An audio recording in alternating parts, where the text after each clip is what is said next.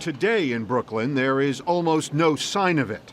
But on December 16, 1960, this was ground zero. The world had never seen a plane crash this deadly. Eyewitness to history. It was a huge story. Death fell here today. Charles Kuralt led a live special report. Disaster struck and wrote these names.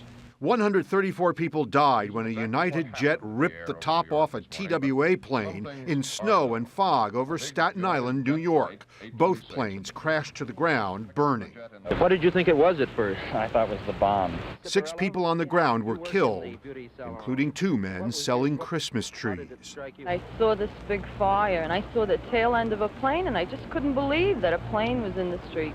Nobody is really sure where the 2 planes were at that moment. The government later determined the United flight was 11 miles off course Turn left to 305. and modernized the air traffic control system to keep closer track of airplanes. There was one survivor of the crash in Brooklyn. An 11-year-old boy, Stephen Baltz, somehow crawled from the wreckage.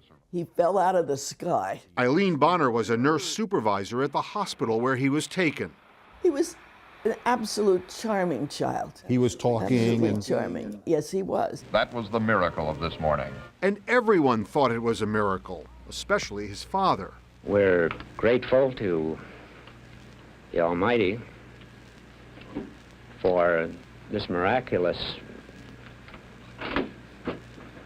thing that has happened. We now know, through the horror of hindsight, that gratitude was premature.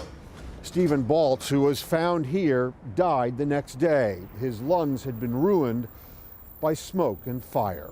There's a plaque in the hospital where he died with some coins, still scorched, that Stephen had in his pocket.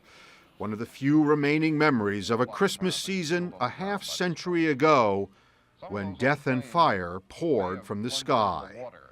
Richard Schlesinger, CBS News, Brooklyn, New York.